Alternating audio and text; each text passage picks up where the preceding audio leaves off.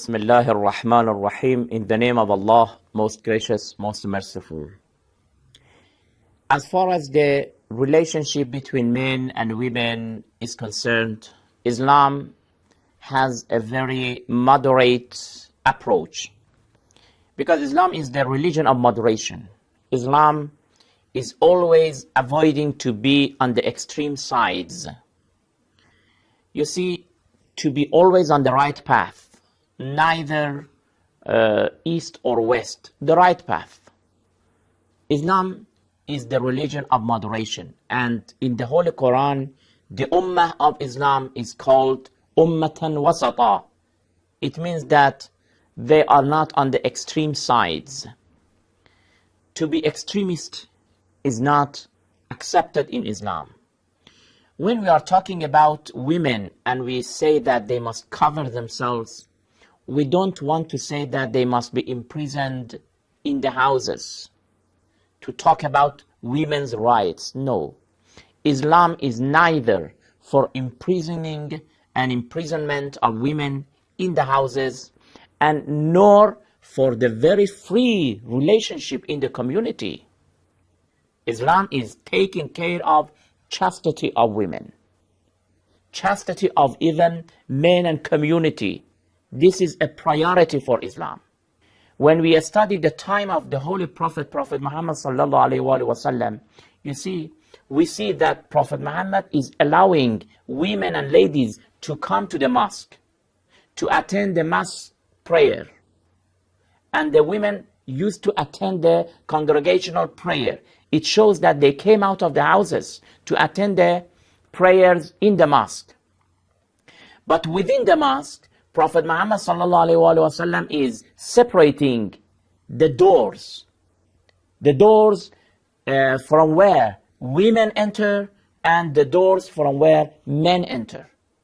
Those who have been in Medina and they have visited Masjid al-Nabi sallallahu alaihi wasallam, they have seen that there is a gate which is called Babun Nisa. Babun Nisa, in the time of Holy Prophet of Islam, Prophet Muhammad said that there should be a gate through which women must enter. And men should enter from another gate. Why? Because this separation is important. They mustn't be mixed with each other. Prophet Muhammad said that لَوْ تَرَكْنَا هَذَا الْبَابَ لِلنِّسَاءِ.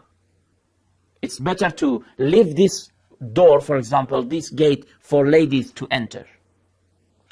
Another thing which is very important, and we understand the comprehensiveness of Islam and the behavior of Prophet Muhammad sallallahu alaihi wasallam, that how accurate these issues were.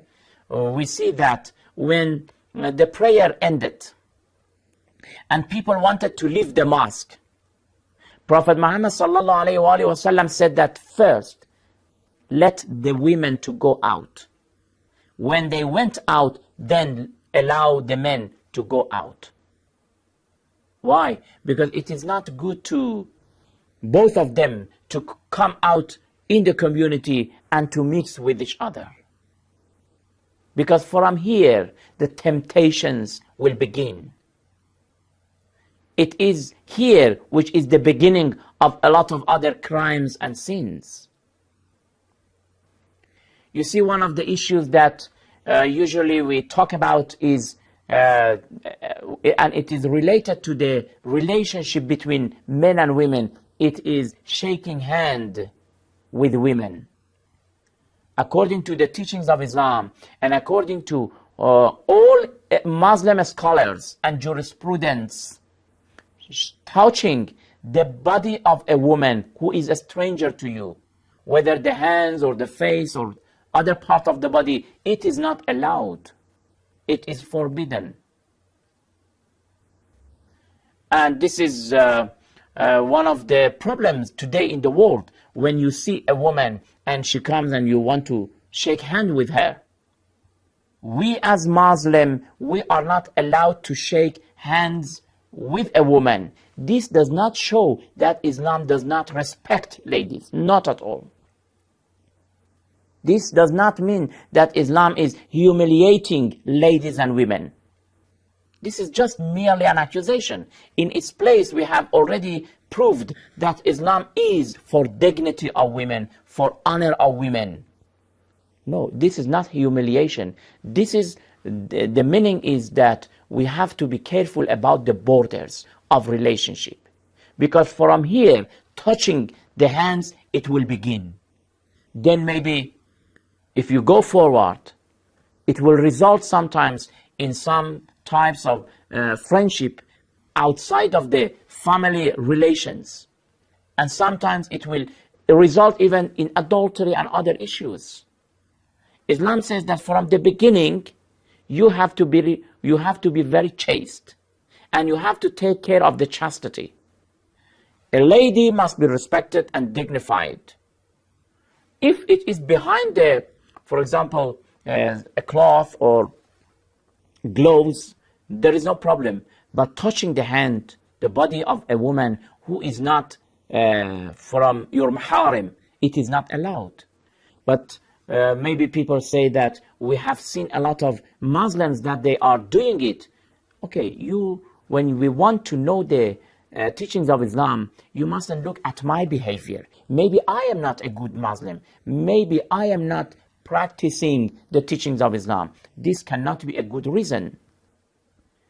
What Islam is trying to say is the one that I already mentioned.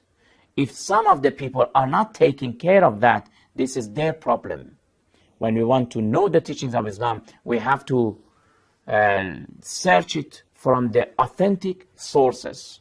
Anyway, brothers and sisters, in this series of programs, what we try to say is that hijab and covering is for immunity of ladies, not for limiting the ladies. Islam does not want to limit them. Islam wants to immunize them from those wicked people who wanted to go beyond the borders and to perish the dignity and the honor of ladies.